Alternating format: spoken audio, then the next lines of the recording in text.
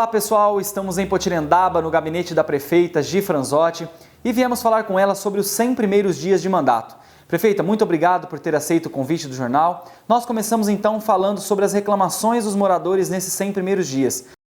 Uma delas é sobre a falta de água. O que está acontecendo? A gente até fez reportagem sobre a questão do Poço Profundo, que teve um problema na bomba. Como que está essa questão hoje no município? Então, quando eu consegui, que eu conquistei esse Poço Profundo com a FUNASA, eu imaginei assim, resolvi para os próximos 30, 40 anos o problema de água em Potirendaba. E infelizmente, quando eu assumi em janeiro, a bomba do Poço Profundo estava queimada. E o problema foi, não adiantava, você sabe que uma bomba desse porte, você precisa contratar um guincho para retirar. É sempre mais de 20 mil reais, Eu, no caso, gastei 23 mil, o prefeito gastou até mais, só para retirar a bomba. Depois o conserto dela também nunca, dos orçamentos que eu vi, nenhum abaixo desse valor, então é muito dinheiro. E a minha preocupação foi de perguntar por que essa bomba queimou. Aí os funcionários me disseram, mas ela queimava frequentemente. Essa bomba estava sendo retirada e consertada frequentemente, várias vezes no ano. Aí eu disse, não, eu não posso gastar 20 e poucos mil para tirar, mais 20 e poucos mil para consertar e sem saber o motivo, porque eu vou colocar ela lá e ela vai queimar de novo. Então eu preciso saber o que está ocasionando isso. Aí foi quando a gente teve que contratar um geólogo, para fazer uma microfilmagem do poço. O nosso poço tem mais de 900 metros de profundidade, para ver o que está acontecendo lá dentro, o que está danificando a bomba. E a gente descobriu, entre outras coisas, um volume grande de calcário e que isso cria uns encrustamentos e que dá problema na bomba, mas o geólogo está fazendo mais uma outra avaliação, vendo se essa bomba é a bomba original mesmo que foi colocada, se o serviço de filtro, se tudo que foi feito lá dentro está de acordo, se os painéis, as placas estão tudo de acordo, para que a gente possa consertar, Luiz, e pôr lá, e ela, pelo menos durar um tempo maior, porque a gente não pode ter esse tipo de despesa com frequência. E o que acontece, O geólogo, uma das coisas que foi dito para a gente é que ele estava trabalhando poucas horas, porque poucas horas já era o suficiente para mandar água para a cidade inteira. Olha como ele é maravilhoso. Só que o fato dele trabalhar poucas horas trouxe também um malefício para ele, porque diz que o poço ele tem que trabalhar o máximo de horas possível. Diz que o poço trabalhando poucas horas é prejudicial. Então você vê como que é bem técnico, Complexo, Mas a gente está agora tentando alinhar tudo isso aí, para a gente entender, qual a capacidade real, quanto tempo ele deve realmente funcionar, para que isso não traga prejuízo, para que a gente resolva definitivamente o problema de água. Prefeito, uma segunda questão que chega para a gente com frequência é referente à falta de medicamentos, principalmente por conta da transição de um prefeito para outro, Existem contratos, licitações e algumas medicações estão em falta hoje no posto de saúde. Como que está essa questão? Não é nem só o problema de licitação, que é complicado, realmente levou um tempinho, mas nós estamos fazendo agora um recadastramento na cidade toda. Está indo uma pessoa da área social, uma assistente social e uma pessoa da saúde, visitando todas as casas. A gente classificou assim, os acamados são aquelas pessoas que não saem da cama, ou porque são idosos, ou porque sofreram uma cirurgia, porque nasceram com alguma deficiência. Então, esses acamados, eles usam medicamento, eles utilizam de algum leite, alimentação, alguns utilizam de oxigênio, fralda, vários atendimentos. Então, começou visitando os acamados. Quantos acamados nós temos em cada bairro, ligado a cada PSF? E o que cada acamado utiliza mensalmente, para que a gente já possa licitar, comprar. Então, vai entregar, antes de terminar, vamos supor, se a pessoa tem lá medicamento, fralda até o dia 10, no dia 5 a gente já vai entregar na casa. Mas para isso a gente precisa fazer todo esse recadastramento. Aí tem medicação de uso contínuo, vamos supor, é um outro lote de pessoas. São aquelas pessoas que não são acamadas, mas tomam remédio para diabetes, remédio para pressão, que toma contínuo. Esses também estão sendo visitados para ver se continuam morando na cidade, realmente estão tomando essa medicação, mudou de medicação, o quê? E fazendo o cadastro, aí a gente já consegue comprar uma quantidade grande de remédios para diabetes, para pressão, enfim, para poder entregar mês a mês. Vai ser entregue tudo na casa, não vai ter mais que ficar indo se humilhar no posto de saúde, na prefeitura, no social, não, ele já vai receber em casa. E aí vai ficar um outro lote de pessoas que são assim, aquelas pessoas que têm um problema específico que não é contínuo. Então, por exemplo, é uma infecção de garganta, uma cólica de rim, um problema de uma cirurgia. Então, esses que são medicamentos que a pessoa vai tomar por um período curto. Então, esse é um outro tipo de atendimento. Esse tipo de atendimento tem que ter a visita também da assistente social, né, na medida que vai com a receita. Por que tudo isso? Porque a gente tem que ter critérios. Se você tem um X de dinheiro, você vai atender primeiro quem? Quem mais precisa, os mais necessitados. E para a gente saber quem são os mais necessitados, a gente precisa fazer todo esse recadastramento. E aí vai ficar bom, porque aí quem precisa realmente vai poder receber em casa tudo isso. Prefeita, referente ao Covid, a gente tem mostrado, a Gazeta tem mostrado inclusive uma queda drástica aqui em Potirendaba dos números do Covid. Inclusive sem lockdown, foi um dos poucos municípios aqui da região de Rio Preto que não decretou lockdown e houve uma queda principalmente de pacientes em tratamento, de 400 para 70 pacientes em tratamento. Quais ações foram desenvolvidas e o que a senhora poderia falar sobre isso? Hoje já me atualizaram, até agora esse número caiu para 64. Nós já tivemos, né, o nosso maior pico no dia 8 de fevereiro, começo de fevereiro. A gente teve o maior volume, né, o maior pico nosso de pacientes em tratamento domiciliar. Foram 487. Então, você imagina que há 2 meses atrás, nós chegamos a ter 487 em tratamento domiciliar. Hoje a gente caiu para 64. Então, é fantástico, né? Não é o que a gente quer. O que a gente quer é que ninguém, né? Mas a gente sabe que o vírus está aí, a doença está aí. E a gente está enfrentando. Então, eu já cumprimentei a população, porque a gente falou com o comércio aderiu, respeitou. A gente falou com os bares, que muita gente achou que os bares não iriam respeitar. Os bares deram um show de bola, respeitaram, estão respeitando, fazendo tudo certinho.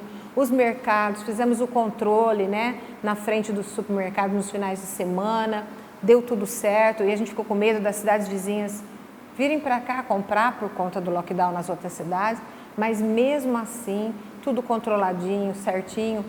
Essa situação da gente ter a medicação, né? A pessoa vai nos primeiros, a gente orientou, os primeiros sintomas, procure o centro do Covid, que aliás, falta 20 minutos para as 17 horas, se a gente olhar pelas câmeras lá, né, o hospital está tranquilo, a recepção não tem praticamente, não estou vendo ninguém nesse horário. No central do Covid tem lá 2 pessoas sendo atendidas, então a recepção do posto de saúde central não tem ninguém e os PSFs também estão tranquilos, não tem ninguém. Isso demonstra o quê? Que esses números aqui condiz com a realidade, porque a realidade está ali, né, mostrando o volume de pessoas sendo atendidas. Prefeita, agora falando, além das ações que estão sendo feitas no combate, né, principalmente os investimentos que tem feito na pandemia, recentemente nós mostramos também a questão do sopão que o município tem feito para poder atender as famílias mais carentes, necessitadas e afetadas pela pandemia. Houve também uma destinação de recursos que a gente levantou de aproximadamente 3 milhões de reais. Vocês conseguiram levantar onde foram investidos esses 3 milhões e o que vocês têm feito até agora nesses 100 dias? É importante frisar que esses 3 milhões chegaram ano passado e foram gastos 100%. Não restou, não restou nenhum resíduo, nem um centavo desse dinheiro, né? E a gente, é claro que a gente está identificando aqui tudo que foi gasto, mas quem está fazendo isso realmente, na verdade, é a Polícia Federal. Eu já fui chamada na Polícia Federal para fornecer documentos, né? Notas, empenhos, né? Eles estão investigando, né? Tem algumas empresas distribuidoras de medicamentos sendo investigadas, que forneceram medicamentos aqui. Então, a gente está... o nosso papel é, a Polícia Federal pede os documentos, as notas fiscais, processo licitatório, empenhos, e a gente fornece. Então, é dali que vai sair aonde é que gastou, se gastou direito, se não gastou direito, né? O que aconteceu com esses 3 milhões do ano passado investidos, que foi destinado, que o governo federal, né, investiu para que a cidade tratasse o Covid. Prefeita, agora nós vamos falar um pouquinho então sobre a volta às aulas, né? Nós tivemos a informação de que a escola Maestra Antônia Amato tiveram 3 casos de professores infectados pelo Covid-19. Quais são os planos para a retomada, já que o governo estadual, nessa fase vermelha do Plano São Paulo, permite que as escolas voltem às aulas? Vocês aqui em Potirendaba vão retomar as aulas? Como que está sendo feita essa questão? Nós vamos retomar. Inclusive, a gente já retomou lá atrás, o que foi fantástico. Por quê? Porque como tinha uma data para retomar, a gente entrou, as nossas escolas, o que precisava ser feito, tivemos que fazer pintura, parte de telhado, alguns consertos na parte elétrica. Então, tudo que precisava ser feito foi bom porque a gente fez, adequou as escolas. Eu publiquei fotos, as minhas visitas, todo mundo viu. Treinamos a equipe. Então, o pessoal hoje nosso está preparado, desde os funcionários até a equipe diretiva, professores, eles estão treinados e preparados para receber, porque nós tivemos 2 semanas de aula, né? A gente retomou. Então eu achei que foi fantástico isso, porque hoje quem for retomar a aula agora é um desafio. Como vai ser tal para quem ainda não fez isso? Como nós já fizemos, a nossa equipe já está preparada desde a distribuição de alimentos, né, na hora do intervalo, organizar os intervalos. Então a gente pretende, vamos acompanhar, o governo do estado está retomando essa semana e a gente está programado para não na próxima, na outra segunda-feira, retomar. Estamos organizando, conversando desde com o pessoal da cozinha piloto, o problema do transporte e mais toda a equipe das escolas para a gente retomar. Os números nossos, né, nos tranquiliza, né? Como a gente caiu, né, a gente está bem controlado, organizado, então a gente está bem. E os professores também foram vacinados agora, né, estão sendo vacinados. Então, com isso, eles vão ter tempo de tomar, eu acho, a 2ª dose, é o que a gente está... Então, estamos considerando várias coisas para que a gente comece com responsabilidade. Prefeita, falando sobre obras, no último programa de rádio da senhora, falando com a prefeita, no último sábado, a senhora falou um pouquinho sobre as obras e que algumas delas não há recurso suficiente para poder terminar essas obras, que foram executadas com recursos próprios. Obras essas da outra administração. O que a senhora levantou até agora dessas obras? Uma das principais que a senhora até cita é o terminal rodoviário, que está completamente abandonado, atrapalhando até a vida das pessoas, dos usuários da rodoviária. O que a senhora pode falar sobre essas obras? Então, eu cheguei na seguinte conclusão. O prefeito anterior, ele emprestou da Caixa Econômica Federal, ele fez um financiamento, um empréstimo de 5 milhões de reais. E que eu vou começar a pagar esse empréstimo que ele fez em junho, né? Então, ele emprestou o dinheiro, gastou o dinheiro e eu vou pagar agora a partir de junho, porque tinha uma carência, né? E aí, levantando junto com a Caixa Econômica Federal, a gente viu que desse empréstimo, ele gastou 4,5 milhões, né? E sobrou lá uma possibilidade de utilizar 500 mil dessa concessão, que a prefeita pode usar ou não. É claro que jamais usaria esse recurso para fazer uma obra nova e endividar ainda mais o nosso município. Só que essa rodoviária, do jeito que está, ela não pode continuar. Não tem banheiro para atender os usuários, né? Aquele banheiro químico lá, a gente sabe que é horrível. Aquele rancho que foi feito invadindo a rua lá, um rancho feio, né?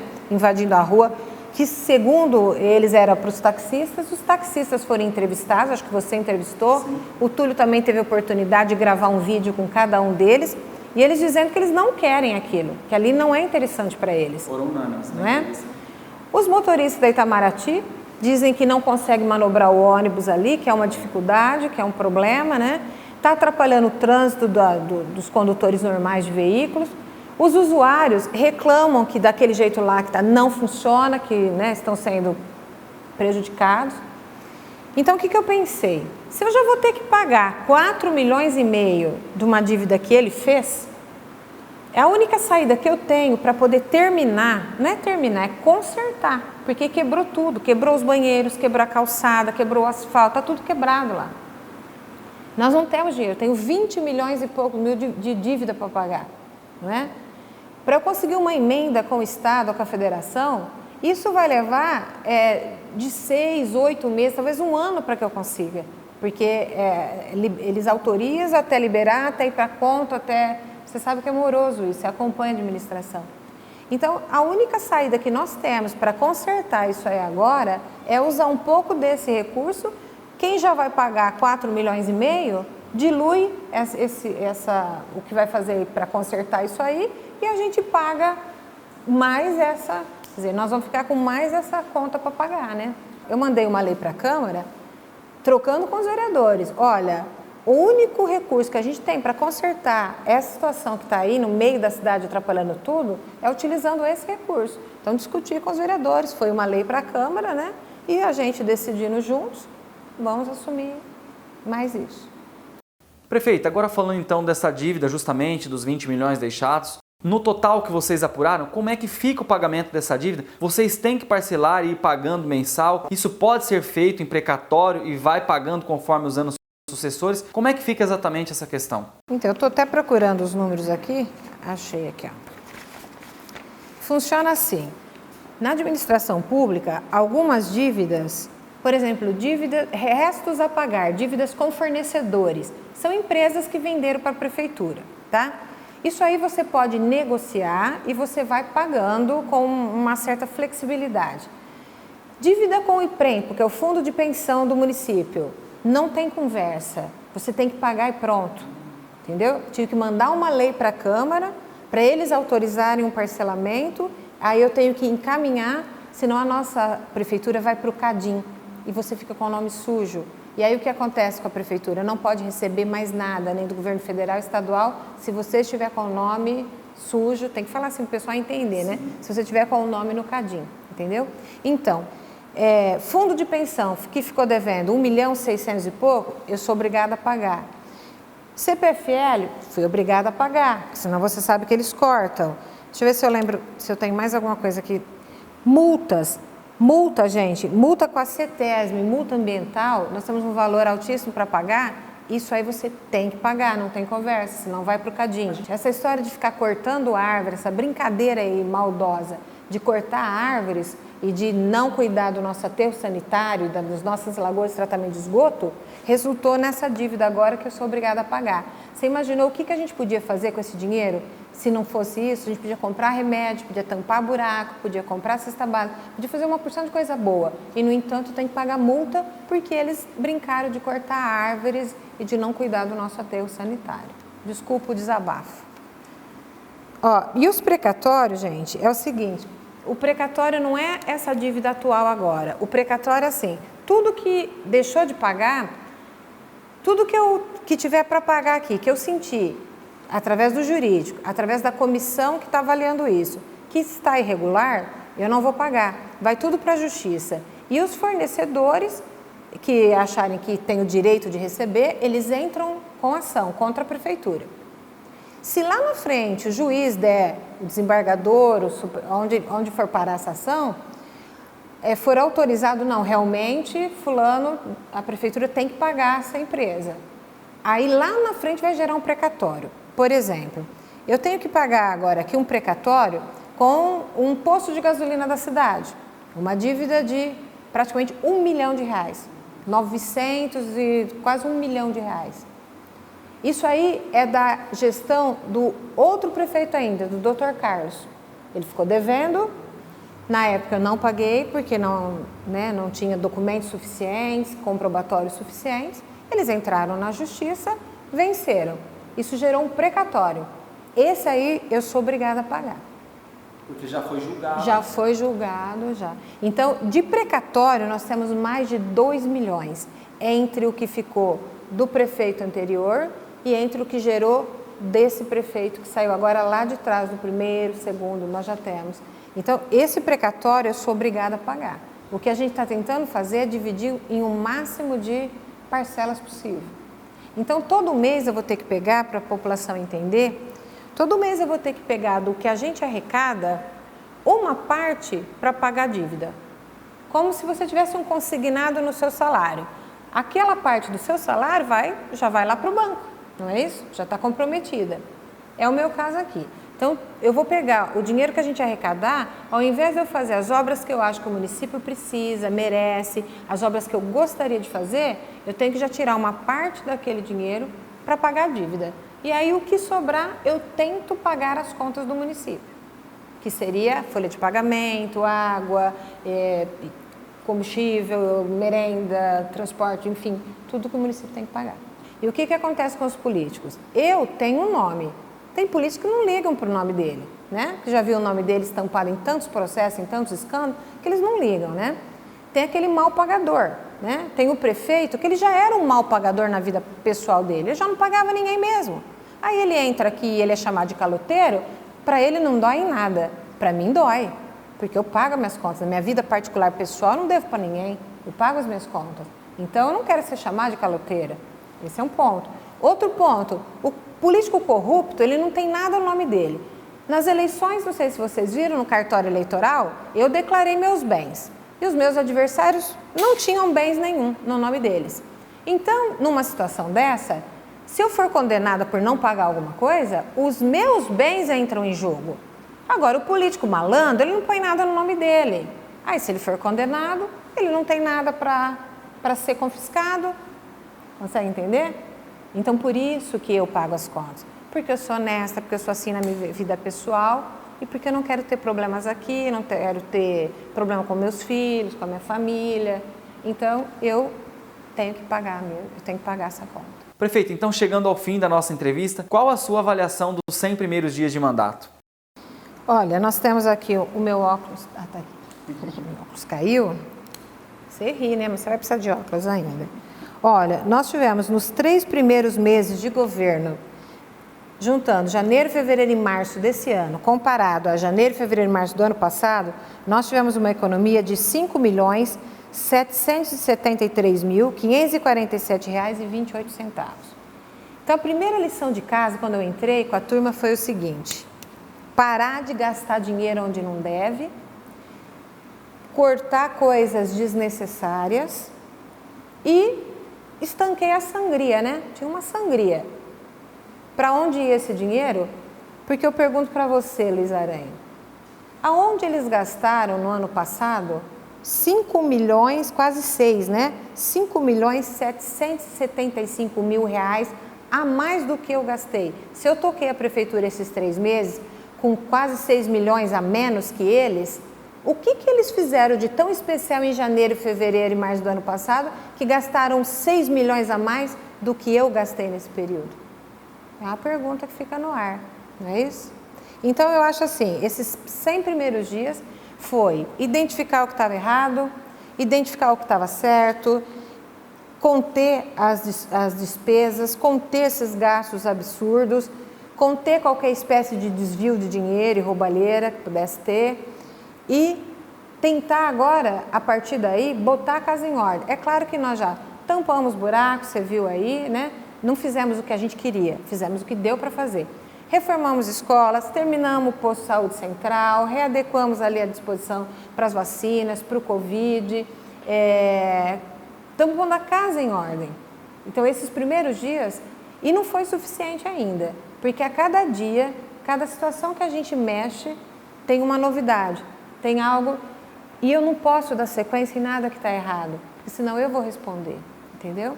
Então, mas eu acho que nós avançamos bastante, a equipe está muito empenhada, eu agradeço a todos que estão trabalhando, eu agradeço muito o comércio, eu agradeço muito a associação comercial e o apoio, né, o apoio de todos. Nós fizemos uma reunião com todos os líderes religiosos e foi importante porque para eles levarem as mensagens até os fiéis deles, né? Falar do Covid, que é para procurar atendimento rápido, que é para tomar medicação, para não deixar agravar, falar da dengue, para que ele fale com as famílias, eles falem com as famílias, né? Que cuidem do quintal, que não deixem água parada. E essa união entre nós, entre o comércio, entre os líderes religiosos, entre todos os funcionários da prefeitura, a comunidade de um modo geral, a imprensa, é a prova de que está dando certo. Não é? E os nossos números aí estão despencando e a gente tem que continuar assim, seguindo em frente, com fé, com esperança e otimismo. Prefeito, chegamos ao fim da nossa entrevista. Muito obrigado sempre por receber a Gazeta. Estamos sempre à disposição da administração também. Muito obrigada, eu que agradeço.